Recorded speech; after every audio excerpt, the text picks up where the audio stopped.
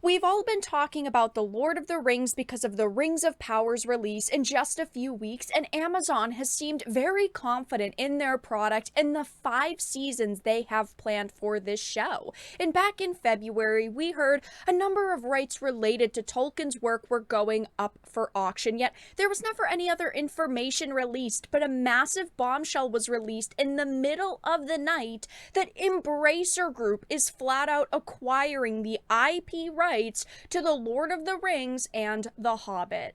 I have a bunch of things to show off, but before we get into the topic at hand, if you enjoy the content that I create, please make sure to subscribe to the channel and hit the notification bell. Follow me on social media like Twitter or mine so that you can see when my content is posted. And of course, if you do really enjoy the videos and the live streams that I create, please consider becoming a Dark Titan via Patreon for just $1 a month, or support the channel via YouTube memberships. All of the links are in the description, and of course, I do really appreciate all of the support. So I wanted to start with the Embracer press release. It says Embracer Group enters into an agreement to acquire IP rights to The Lord of the Rings and The Hobbit literary works by J.R.R. Tolkien. So Embracer, though its wholly owned subsidiary Freemode, has entered into an agreement to acquire Middle-earth Enterprises, a division of the Saul Zaentz Company, which owns a vast IP catalog and worldwide rights to motion pictures, video games, board games, merchandising, theme parks, and stage productions relating to the iconic fantasy literary works of the Lord of the Rings trilogy and The Hobbit, as well as matching rights in other Middle-earth related literary works authorized by the Tolkien estate and HarperCollins, which have yet to be explored. Now, if you don't know, let me bring up the Zaentz.com webpage.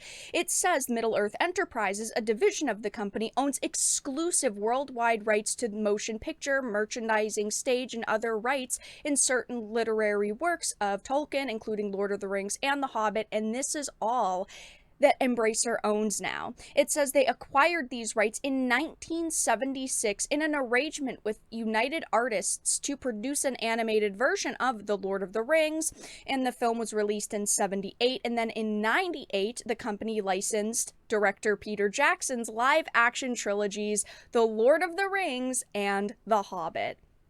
Going back to the press release, it says, we at the Zaentz Company have had the honor over the past half-century of stewarding the Tolkien rights so that the Lord of the Rings and Hobbit fans worldwide could enjoy award-winning epic films, challenging video games, first-rate theater, and merchandise of every variety. We could not be more thrilled that it is Embracer now taking up the responsibility, and we are confident in their group and will take it to new heights and dimensions while maintaining homage to the spirit of these great literary works.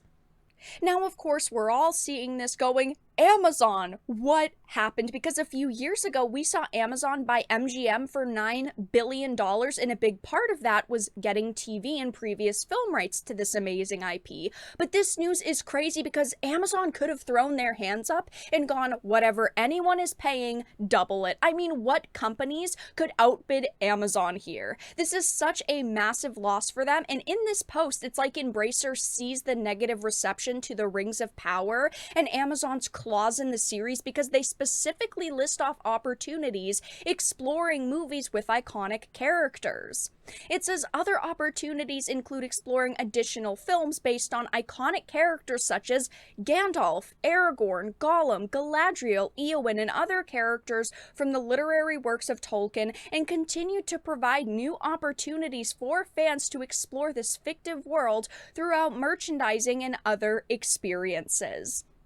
I also feel like there has to be something else here. I also feel like maybe the Tolkien estate had a hand in this. Maybe they are not happy with Amazon and was able to convince the Saul Zaentz Company to not sell the rights to them and sell it to basically anyone else who would pay the fees that they wanted. This is just a massive deal, and Another major piece of information we don't have here is how much did they pay? Clearly, it had to be a few billion at least, and this company has spent over $7 billion in just the past few years purchasing companies. They have become a major player in the entertainment space over a very short amount of time. Dark Horse, Asmodee, and last night they also announced the purchase of limited run games that's worth over $2 billion. Never mind the other situations that I've talked about with them through, Eidos, Crystal Dynamics, Square Enix Montreal. Embracer Group is only worth right under $10 billion. We don't have a solid set of information as to how they're making such massive purchases like they're nothing, but this is the only direction I can really find. Saudi Arabia's public investment fund acquires stake in Embracer Group. Saudi Arabia's controversial PIF now owns part of Embracer, the umbrella company which now owns Gearbox, Saber Interactive, THQ Nordic, Deep Silver, Dark Horse, Asmodee, now Tolkien's work, making the publisher the latest in a long line of video game investments from the initiative chaired by, of course, the Saudi prince. But it is important to point out that this investment has been made via PIF's subsidiary, the Savvy Gaming Group, and following this move, they will hold approximately 8.1% of the shares and 5.4% of the votes in the company. So it's not like we're talking 75% here. I mean, if you look at other purchases the Saudi prince has made, he purchased 95% stake in SNK not very long ago, so he's willing to go the distance with these purchases. Now, of course, the largest piece of information that we don't have that we want to know at this point is how much did they pay to acquire these IP rights, because it must have been a pretty penny. But yes, again, this does come across to me as almost a giant middle finger to Amazon. They must be furious right now. They have shoved so much money into LOTR and this franchise in general. They were hoping that this was their future, and it looks like, now they're going to have to compete with a group like Embracer. Now, as someone who absolutely loves these works, I'm very excited and worried to see what the future holds. Of course, they do mention several times theme parks in here, which I think is interesting. I'd love an LOTR theme park, don't get me wrong, but it is still a little bit worrying to see this, massive IP change hands. But that's all the information that we really have on it right now.